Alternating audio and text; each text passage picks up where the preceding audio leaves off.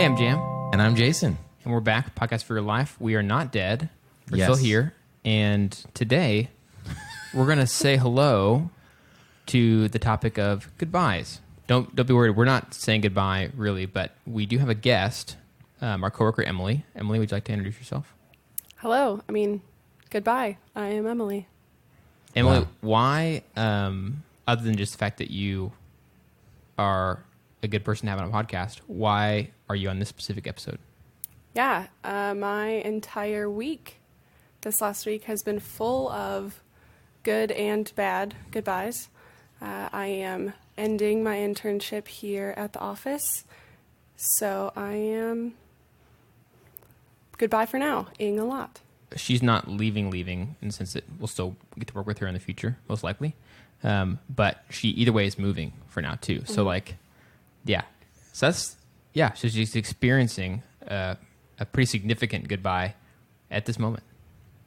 Just like today. Wow. Yeah. Today. So what are goodbyes? So like zoom way out from, obviously you're in the middle of a situation where you're experiencing, but like just zoom out to like the definition of the word kind of thing and the idea of it. What is a goodbye?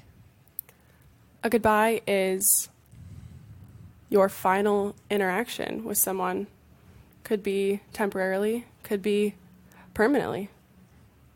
True Yeah. that. Wow, that was really good. That was really simple. Yeah. It's Final like you've interaction. listened to this podcast before. That was Maybe Incredible. It's once like or she's, twice. so she's listened to it and she's heard us do horrible explanations of what something is, and she's like, all right, I'm going to come in and do a really good, perfect one.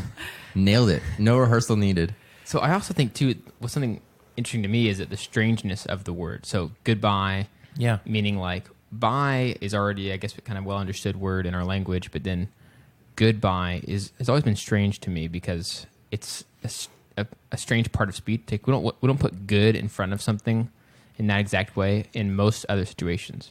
Yeah, what's interesting is that when I think of the word bye by itself, is that it makes me think of like sports, and you have like a bye.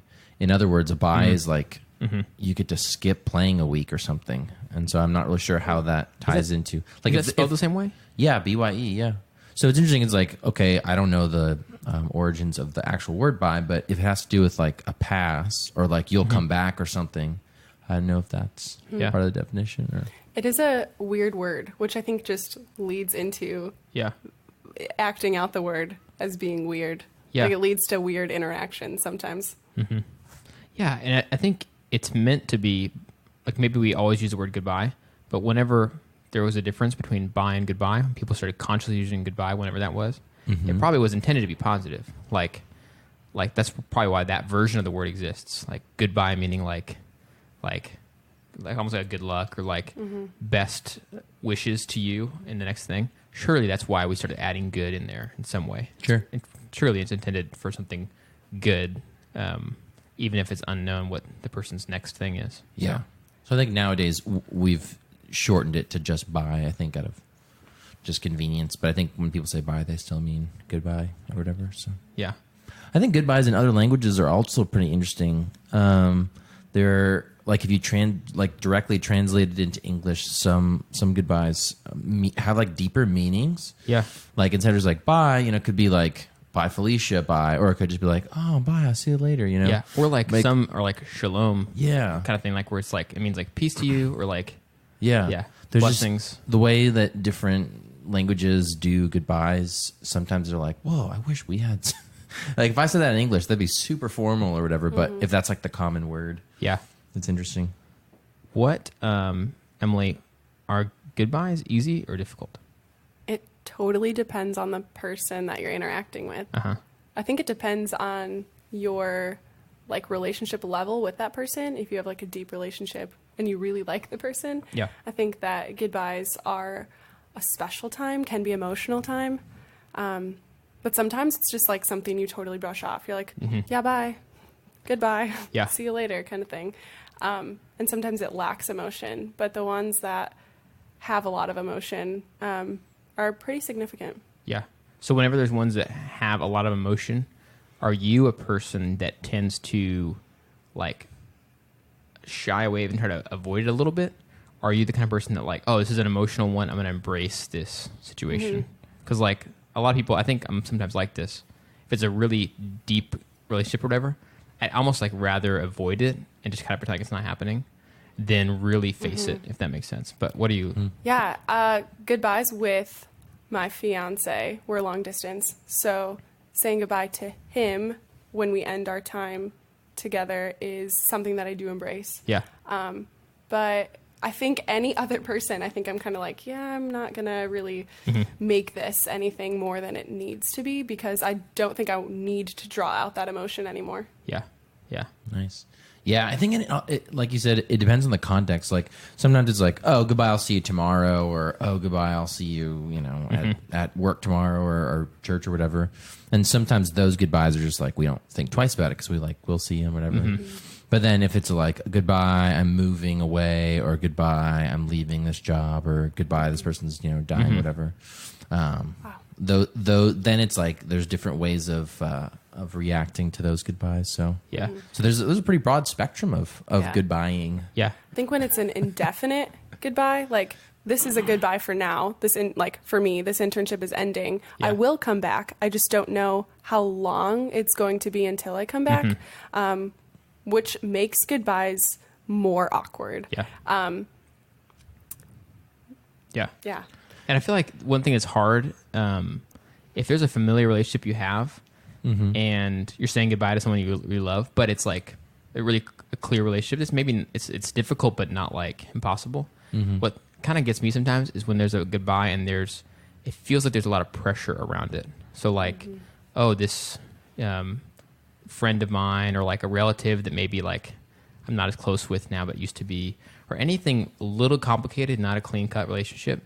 When it feels like there's added pressure to it, it's kind of like, oh, I'm supposed to say things. Or I need to like say something about my feelings about this, or like, I don't know, address something about them leaving or whatever. That's when it gets really hard for me. So I'd rather just like pretend like it's not a really goodbye. It's more like, all right, later, dude. Yeah. Sure. I think it's really interesting sometimes.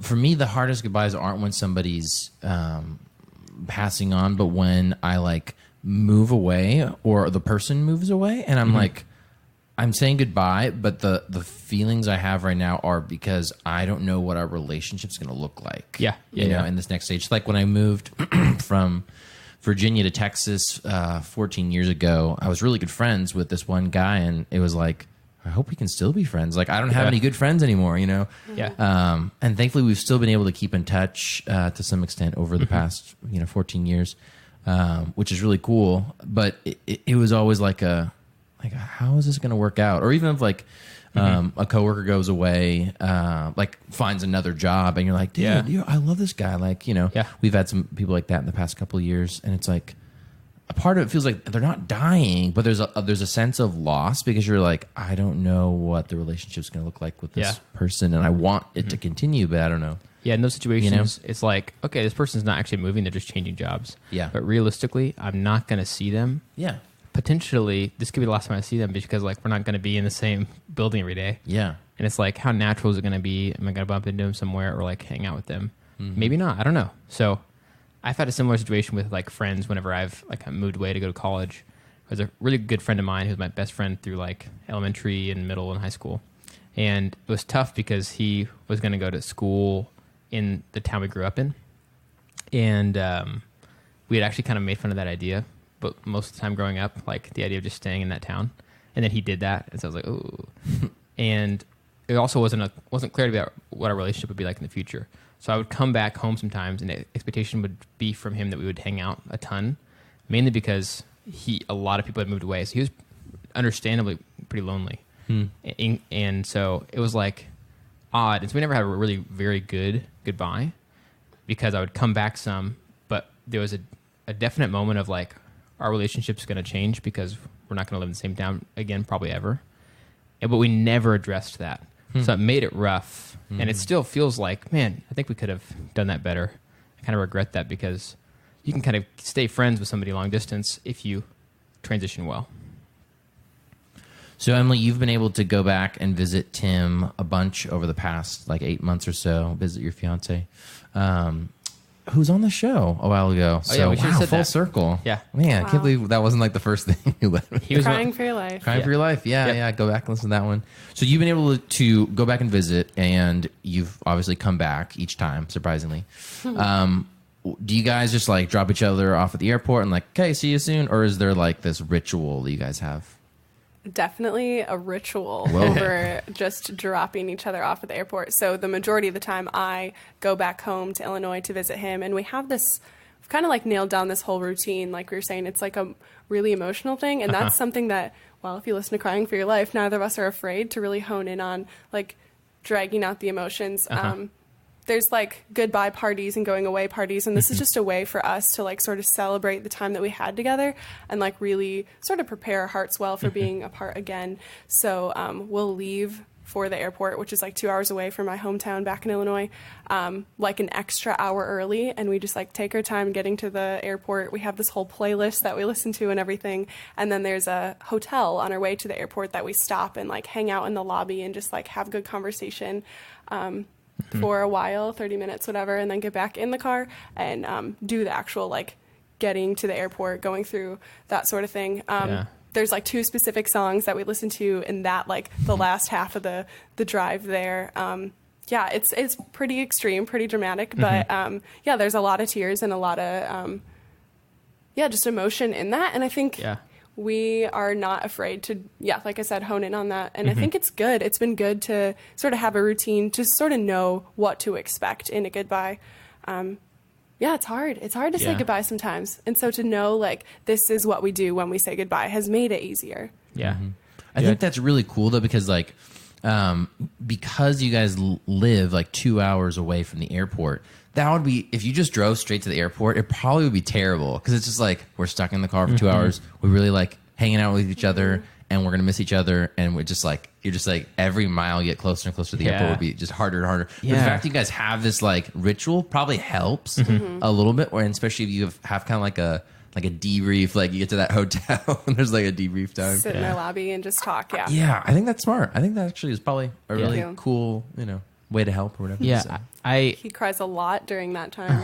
A lot. You guys are just like bawling in the hotel lobby. People are like, wait, are they people are like, who are these here? people that show up every 2 months and just cry in our lobby? We don't understand. I get that, though. I feel like the ritual's smart. So my wife and I, we were distance, not as long distance as you and Tim, but we were 3 hours apart for the first like year and a half of dating. And that sucked. But we didn't ever come up with a ritual like that. So I feel like what's helpful about it is that it's almost a strategy to prepare yourself for the actual leaving. Whereas if you don't have any plan at all, then it's going to suck no matter what. But you can at least kind of get yourself into the mode of like, okay, now I'm ready. I did steps 1 through 6 or whatever, and now I'm ready. Yeah, if you don't have something, it's like, this moment's coming where you're not going to be with this person anymore. And up until we start that routine of our drive to the airport, hotel, whatever, we are just thinking about that moment the whole time. So we don't need to think about it until we start our ritual. So it's good to we can enjoy the time we have together and not be thinking of, oh my goodness, we have to say goodbye very soon. Yeah. That's sweet. Yeah. It's like, otherwise you're just a swirling sea of emotions. We are anyway, but... Thanks so much, everybody, for listening. Emily, thank you for being on the podcast. And as always, you can suggest topics and whatnot through the usual ways and share the podcast. We're on every platform now, including Spotify. So share it with your friends or whatever. Do your thing. Emily, it's been great working with you, and it's not over, but we're going to miss being with you in the office. So that's going to suck. But thank you so much for being on the podcast. And it's been awesome to get to hang out with you every day and also work alongside you. Yeah, and we are raising our glasses for our listeners. Yep. Raising our cups of coffee and water. Dink. And I think that's all we've got. Do you have any closing thoughts? Closing thoughts? About goodbyes. You don't have to respond to our goodbye. Yeah. Goodbye. And cut. Perfect.